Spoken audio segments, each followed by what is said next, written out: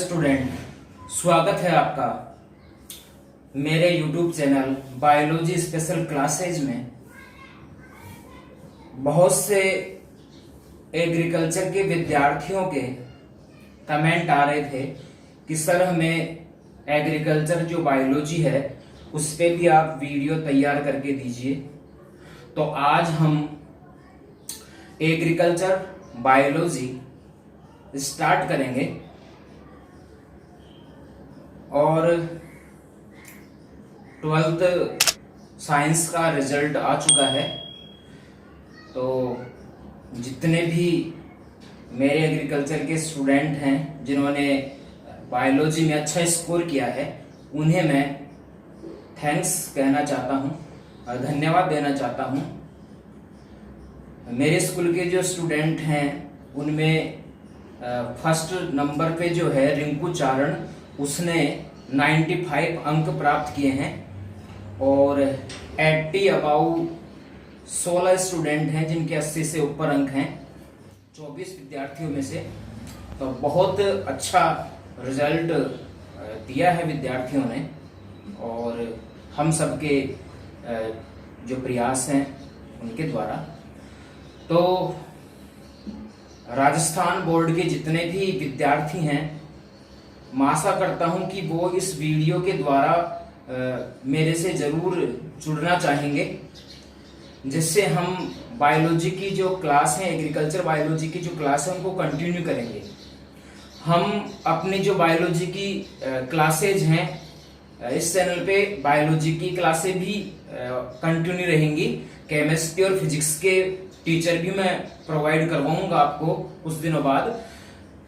तो एक बायोलॉजी के साथ साथ अब एग्रीकल्चर बायोलॉजी, एग्रीकल्चर केमिस्ट्री और एग्रीकल्चर, इनके वीडियो भी मैं समय समय पे आपको प्रोवाइड करवाता रहूंगा। बस आशा यही है कि आप मेरे साथ जुड़ते रहें। तो आज हम स्टार्ट करते हैं अपने एग्रीकल्चर बायोलॉजी यानी कृषि जीव विज्ञान का तीसरा लेसन, जिसका नाम है फसलों एवं भंडारण के प्रमुख कीट। इस लेसन का नाम है फसलों एवं भंडारण के प्रमुख कीट। तो यह जो लेसन है यह लेसन 8 अंक का है। इसके अंकों की यदि हम बात करें तो बायोलॉजी में, एग्रीकल्चर बायोलॉजी में इस लेसन के जो अंक निर्धारित किए गए हैं वो है 8 नंबर का ये पार्ट है और इसमें सामान्यतः 4 क्वेश्चन पूछे जाते हैं। अब ये जो 4 क्वेश्चन पूछे जाते हैं इनमें से प्रथम 2 जो क्वेश्चन होते हैं वो 1-1 अंक के होते हैं। एक क्वेश्चन 2 अंक का है और एक क्वेश्चन इसमें 4 अंक का होता है। इस प्रकार 8 अंक पूरे होते हैं। तो ये एक पंक्ति वाले आंसर वाले क्वेश्चन हैं। ये 2 अंक का है और ये 4 अंक का क्वेश्चन होता है। इसमें एक बड़ा क्वेश्चन पूछा जाता है। तो फसलों एवं भंडारण के जो प्रमुख कीट हैं, सामान्य रूप से इसे हम कहेंगे कीट विज्ञान। ये हमारा जो लेसन है ये कीट विज्ञान के टॉपिक में आता है। तो इसको 4 भागों में डिवाइड किया गया है। 4 भागों में डिवाइड किया गया है। सबसे पहला जो ए भाग है, इस ए भाग में हम पढ़ेंगे जो कीट विज्ञान की परिभाषा क्या है, जितने भी जो कीट हैं उनके सामान्य लक्षण क्या होते हैं, ये कीटों को हम पहचाने कैसे कि ये कीट है। इसके अलावा इसमें हम हमारी फसलों और जो भंडार गृह है उनको नुकसान पहुंचाने वाले कीटों के बारे में अध्ययन करेंगे। ये पहला भाग है।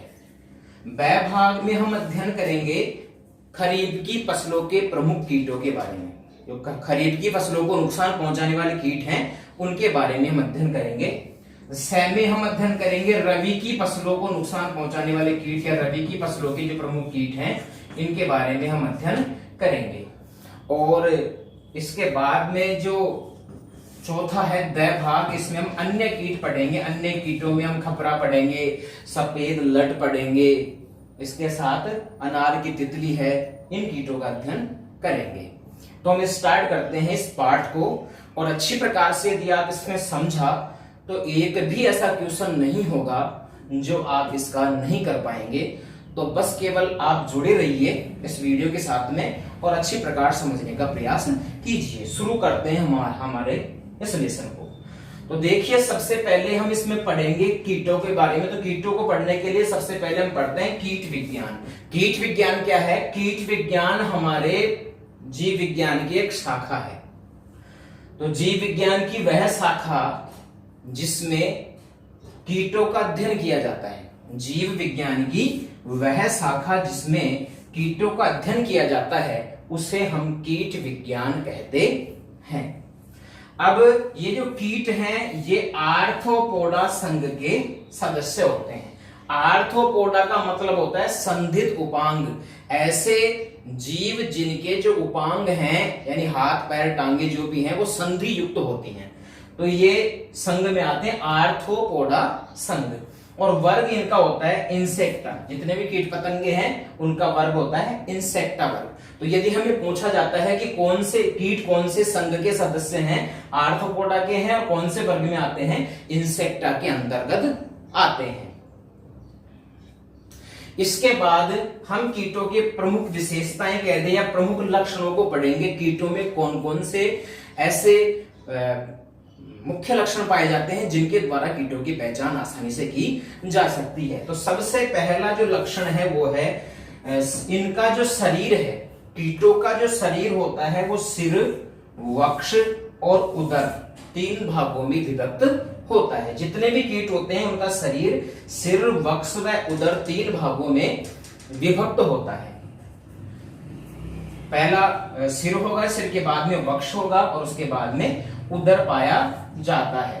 ये वक्ष हुआ और ये क्या है, इसका उदर है। तो कीटों के अंदर जो सामान्य लक्षण है वो इस प्रकार के पाए जाते हैं। दूसरा जो लक्षण है उसमें हम देखते हैं कि कीटों की जो टांगे हैं, जितने भी कीट हैं उनकी जो टांगे हैं और शरीर है ये बहुखंडीय होता है, बहुत से खंडों में विभक्त होता है। सामान्यतः 20 खंडों से मिलकर कीटों की टांगे और शरीर बनते हैं। तो कीटों का जो शरीर है और टांगे हैं ये लगभग 20 खंडों से मिलकर बनी होती है। इसके बाद हम देखते हैं अगला लक्षण क्या है। तो देखिए, कीटों के जो प्रथम 6 खंड हैं, इनके शरीर के प्रथम जो 6 खंड हैं ये सिर का निर्माण करते हैं। प्रथम 6 खंड सिर का निर्माण करते हैं, मध्य वाले खंडों से वक्ष का और अंतिम बचे हुए जो 11 खंड हैं ये उदर का निर्माण करते हैं। तो 6 खंडों से इनका सिर बनता है, 11 खंडों से मिलकर इनके उदर का निर्माण होता है, पेट का निर्माण होता है और 11 और 6 मिलके हुए 17, 20 में कितने बचे, 3 खंडों से इनके वक्ष का निर्माण होता है। आगे देखते हैं कि इनके सिर पर एक जोड़ी श्रृंगिकाएं पाई जाती हैं। श्रृंगिकाएं यानी एंटीना, जिसका आपको पता है कि श्रृंगिकाओं के कार्य क्या हैं। जैसे कीट जब चलते हैं या उड़ते हैं तो सामने क्या अवरोध है, सामने कौन सी वस्तु आने वाली है उसका पता लगाने के लिए, कुछ कीट स्वाद का पता लगाने के लिए भी श्रृंगिकाओं का इस्तेमाल करते हैं, कुछ कीट सूंघने के लिए भी श्रृंगिकाओं का इस्तेमाल करते हैं। तो कीटों के शरीर पर एक जोड़ी यानी 2 श्रृंगिकाएं पाई जाती हैं। इनके नेत्र संयुक्त होते हैं। जैसे मक्खी के नेत्र भी क्या है, संयुक्त नेत्र हैं। संयुक्त नेत्र क्या होते हैं, ऐसे नेत्र जो बहुत से छोटे छोटे नेत्रों से मिलकर बने होते हैं, यानी एक नेत्र में ही बहुत छोटे सूक्ष्म नेत्र पाए जाते हैं, उन्हें कहते हैं संयुक्त नेत्र।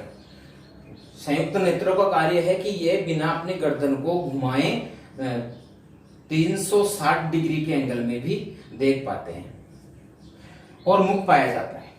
तो एक जोड़ी इनके शरीर के, सिर की बात करें, सिर में क्या पाए जाते हैं, सिर पे एक जोड़ी श्रृंगिकाएं हैं, संयुक्त नेत्र हैं और मुख पाया जाता है। अन्य लक्षण इसका 5वां लक्षण है कि वक्ष पर, इनका जो वक्ष है यानी चेस्ट है, उस चेस्ट पर या वक्ष पर 3 जोड़ी संधित उपांग पाए जाते हैं। 3 जोड़ी संधित उपांग यानी 6 टांगे, तो 3 इधर होंगी और 3 इधर होंगी। तो 3 जोड़ी संधित उपांग कहां पाए जाते हैं, इनके वक्ष में पाए जाते हैं। 2 जोड़ी पंख भी पाए जाते हैं। पंखों की बात करें तो 2 जोड़ी पंख पाए जाते हैं। कुछ कीटों में पंख नहीं भी पाए जाते हैं, कुछ ऐसे कीट हैं जिनमें पंख नहीं होते हैं, लेकिन कुछ में 2 जोड़ी पंख पाए जाते हैं, जिन्हें हम अग्र पंख और पश्य पंख कहते हैं। इसके बाद बात करें श्वसन की, तो कीट जो श्वसन करते हैं वो श्वास नलिकाओं के द्वारा करते हैं। कीटों में हमेशा श्वसन कौन सी नलिकाओं से होता है? श्वसन इनमें शाखित श्वास नलिकाओं द्वारा होता है। तो कीटों में जो श्वसन होता है वो श्वास नलिकाओं द्वारा, और ये उत्सर्जन कैसे करते हैं? तो उत्सर्जन मेलपीघी नलिकाओं से होता है। इनमें उत्सर्जन मेलपीघी नलिकाओं के द्वारा होता है।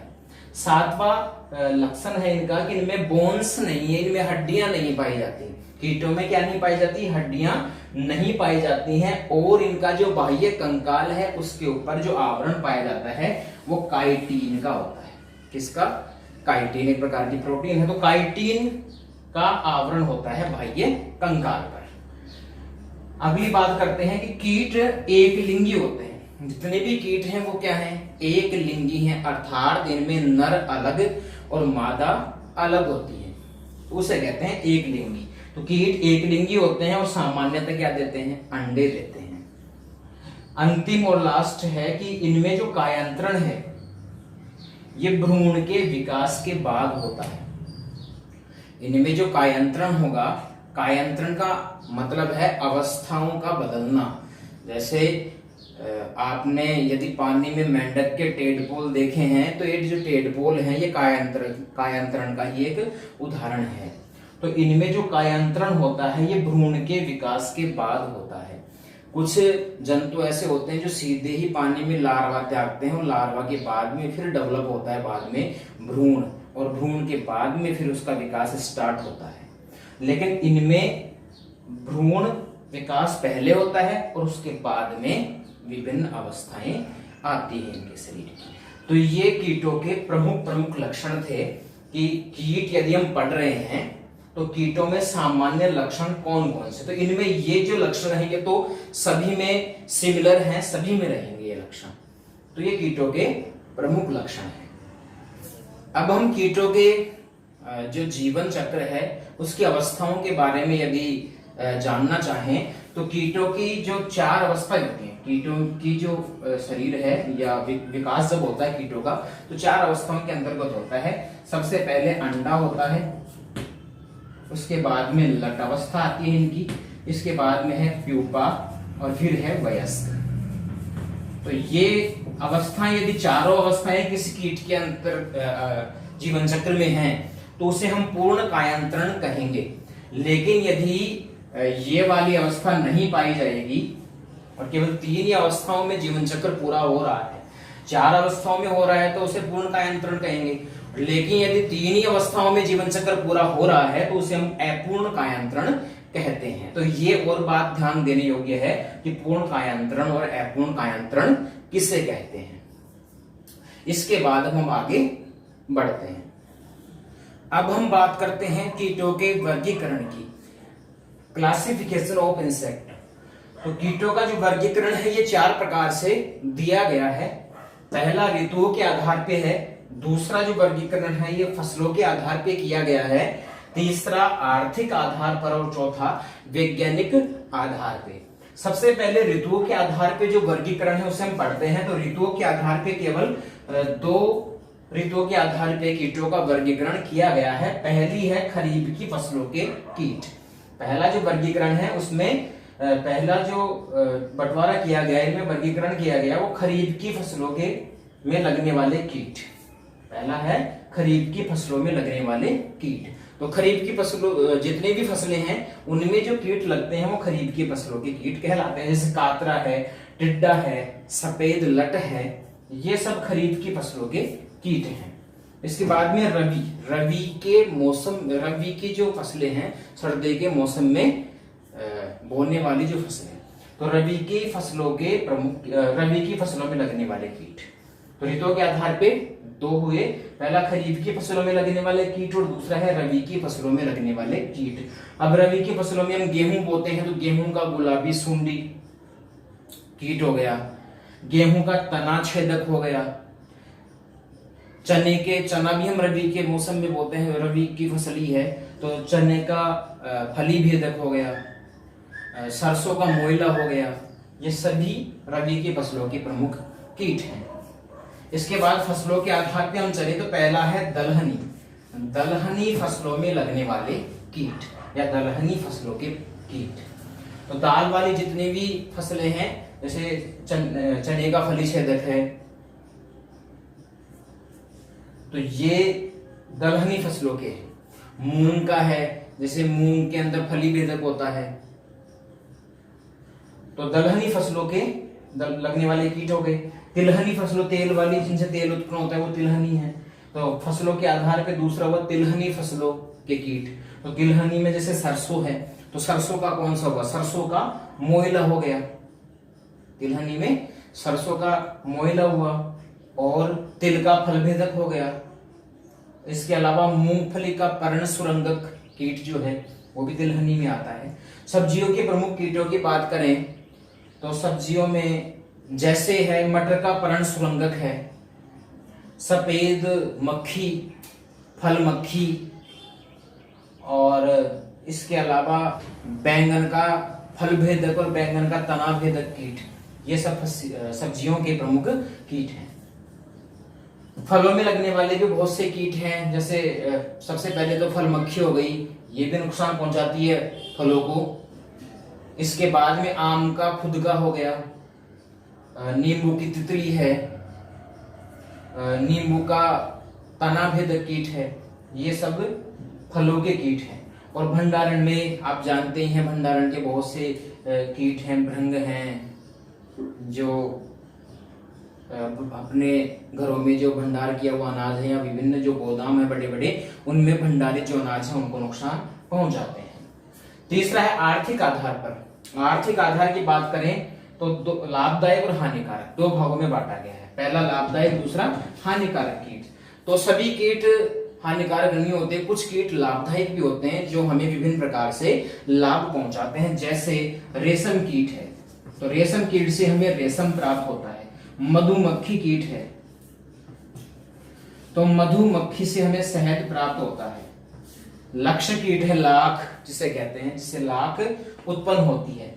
तो कुछ कीट लाभदायक होते हैं, आर्थिक आधार पे उन्हें लाभदायक कीट कहते हैं, और इनके अलावा जितने भी कीट हैं वो सभी हानिकारक है, जो हमें किसी न किसी प्रकार से हानि पहुंचाते हैं।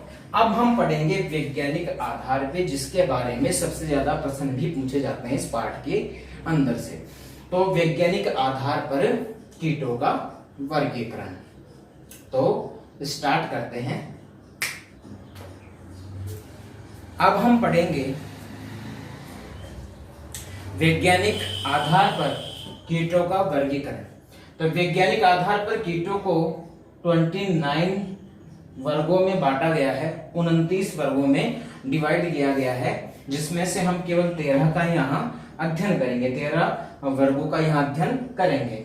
सबसे पहले जो वर्ग है वो है ओडोनाटा वर्ग। ओडोनाटा में ड्रैगन फ्लाई आती है, उदाहरण है, इधर वर्ग है और ये क्या है? उदाहरण।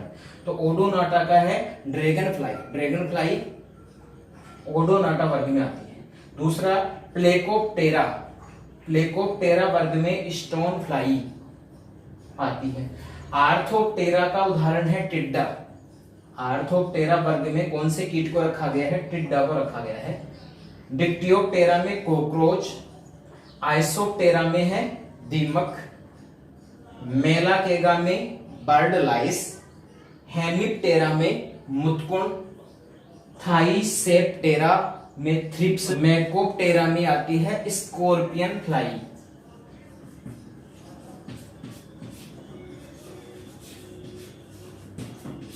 Scorpion fly. लेपिडोप्टेरा में तितली, कातरा। डिप्टेरा में जितनी भी मक्खी और मच्छर हैं वो डिप्टेरा वो वर्ग के सदस्य हैं।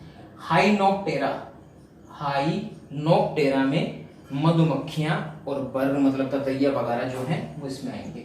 और अंतिम है कोलियोप्टेरा, कोलियोप्टेरा में आते हैं बीटिल और वीविल। तो इस प्रकार से 13 वर्ग हैं और ये इनके उदाहरण हैं। याद कैसे करें? यदि ये प्रश्न माइंड में आता है कि अब इतने वर्ग और इनके उदाहरणों को याद कैसे करें, तो अभी याद करवाते हैं आपको। आइए, तो इनको याद करने का बहुत ही सिंपल फॉर्मूला है। बस कुछ लाइनें आपको याद करनी पड़ेंगी जो एक कहानी की तरह आपको याद हो जाएंगी, तो उससे आपको ये 13 वर्ग और साथ में इनके उदाहरण भी याद हो जाएंगे। देखिए कितना आसान है। देखो ओडो और प्लेको, ओडो और प्लेको क्या है? ओडो और प्लेको दो बच्चे हैं। ये ओडो और प्लेको तो जो बच्चे हैं ना, ये ड्रैगन जो है, एक ड्रैगन इनके घर के पास आता था, उस ड्रैगन को एक स्टोन यानी पत्थर से मारते हैं। ओडो और प्लेको क्या करते हैं? ड्रैगन को एक पत्थर से मारते हैं। उसके बाद ये आर्थो टिड्डा, एक टिड्डा है जिसका नाम है आर्थो, आर्थो जो टिड्डा है, और डिक्ट कॉकरोच, आर्थो टिड्डा और कॉकरोच का नाम है डिक्ट। डिक्ट कॉकरोच क्या करते हैं? आइसो दीमक के साथ मेले में जाते हैं और मेले में जाकर बर्ड लाइस खाते हैं। मेले में जाके क्या खा रहे हैं? बर्ड लाइस खाते हैं। इसके बाद में क्या होता है? हेमी मुतकण, मुतकण का नाम है हेमी, हेमी मुतकण में थाई थ्रिप्स मेको के साथ स्कॉर्पियो में बैठते हैं। तो स्कॉर्पियो में बैठकर लेपिडो तितली को पकड़कर, लेपिडो तितली को क्या कर लेते हैं? पकड़ लेते हैं, और पकड़कर डिप्टेरा मक्खी मच्छर को हाय बोलते हैं, और डिप्टेरा मक्खी मच्छर को हाय बोलकर मधुमक्खी को कोली बीटल से मिलाते हैं। तो देखो ओडो और प्लेको ड्रैगन को स्टोन मारते हैं, आर्थो टिड्डा व डिक्ट कॉकरोच आइसो दीमक के साथ मेले में बर्ड लाइस खाते हैं, हेमी मुतकण व थाई थ्रिप्स मेको के साथ स्कॉर्पियो में बैठकर लेपिडो तितली को पकड़कर डिप्टेरा मक्खी मच्छर को हाय बोलकर मधुमक्खी को कोली बीटल से मिलाते हैं। अब इसमें देखो ये ओडोनाटा, ओडोनाटा का क्या है? ओडोनाटा का होता है ड्रैगन फ्लाई। इधर इन दोनों साथ आ रहे हैं तो ये भी आगे के साथ आएंगे। तो ओडोनाटा का है ड्रैगन फ्लाई। प्लेकोप्टेरा है, जितने भी कीट है सामान्यतः सबके लास्ट में ओप्टेरा ओप्टेरा लग रहा है, तो प्लेकोप्टेरा का है स्टोन फ्लाई। तो ये दोनों हो गए वर्क कंप्लीट। इसके बाद में आर्थोप्टेरा का क्या है? टिड्डा है। इसके बाद में डिक्टियोप्टेरा का कॉकरोच हो गया, आइसोप्टेरा का दीमक है। इसके बाद में है मेलोकेगा, मेलोकेगा में बर्ड लाइस आता है उदाहरण। हेमिप्टेरा का मुतकण, थाइप्टेरा का थ्रिप्स, मेकोप्टेरा स्कॉर्पियन फ्लाई, लेपिडोप्टेरा का तितली, डिप्टेरा का मक्खी मच्छर, हाइप्टेरा का मधुमक्खी, और कोलिप्टेरा का बीटल और वीपल। तो ये लाइन यदि आप याद करते हैं, कहानी की तरह याद भी हो जाएगी, तो आप जितने भी वर्ग हैं और उनके उदाहरण हैं आसानी से याद कर सकते हैं। तो खेल खेल में हम पढ़ लेंगे एग्रीकल्चर बायोलॉजी। तो इस वीडियो के अगले पार्ट में हम पढ़ेंगे प्रमुख कीटों को विस्तार से। सबसे पहले हम कातरा से स्टार्ट करेंगे और अनार की तितली तक इसको पूरा करेंगे। तो कल मिलते हैं आपसे, लेकिन आपसे एक अनुरोध है कि इस वीडियो को आप अधिक से अधिक लाइक और कमेंट जरूर करें। जो भी आपकी परेशानी है वो कमेंट बॉक्स में जाकर आप अपनी समस्या को लिख सकते हैं कि मुझे इस लेसन में ये समस्या है, या आप जो पढ़ा रहे हैं उसमें ये चीज मुझे समझ में नहीं आई। तभी पता लगता है और तभी समस्याओं का समाधान होता है। यदि हम YouTube के माध्यम से या ऑनलाइन क्लासेस के माध्यम से पढ़ रहे हैं तो अपनी उपस्थिति दर्ज कराना तो जरूरी है। तो यदि आप मेरे से जुड़ रहे हैं, मुझसे आप पढ़ रहे हैं, तो इतनी आत्मीयता तो अपने बीच में होनी चाहिए कि आप अपनी समस्याओं को मुझे बता सकें। वीडियो आपको अच्छा लग रहा है तो आप कमेंट बॉक्स में जाके अच्छा लिखिए, उसके बारे में कुछ अच्छे कमेंट्स कीजिए। और दूसरी एक बात और कहना चाहता हूं कि वीडियो को आप डाउनलोड करके यदि रख लेते हैं बार बार देखने के लिए, तो इससे व्यूज फिर वीडियो पे मिलते नहीं है। तो आपसे एक निवेदन है कि आप जब भी वीडियो देखें, जब भी आपको पढ़ना हो, आप YouTube ओपन करके और मेरे इस चैनल पे आइए और इसको स्टार्ट कीजिए। कुछ 2-4 MB खर्च होती है, ज़्यादा कुछ नहीं होता।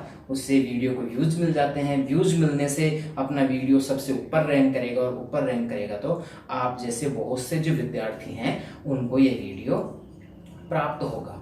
तो सभी स्टूडेंट का भला होना चाहिए, और साथ में यदि मुझे भी कुछ मिल जाए तो इसमें हर्ज ही क्या है, क्योंकि फ्री क्लासेज हैं आपकी, इनके लिए आपको कुछ भी पे नहीं करना पड़ रहा। तो इसलिए आप सभी स्टूडेंट, मेरे जो प्रिय स्टूडेंट हैं, उन सभी से मेरा अनुरोध है कि वो इस वीडियो को अपने जो साथ के जो स्टूडेंट हैं, अपने दोस्त हैं, उनको अधिक से अधिक शेयर करें। और लाइक वाला जो बटन दिख रहा है अंगूठे वाला, ऊपर वाला, अप वाला, डाउन वाला मत दबाना, डाउन से डिसलाइक है, तो अप वाला जो वीडियो है इसको दबाकर आप वीडियो को लाइक कर दें और अपना प्यारा से कमेंट बॉक्स में लिख दें। तो मिलते हैं आपको अगले वीडियो में, तब तक के लिए जय हिंद, वंदे मातरम।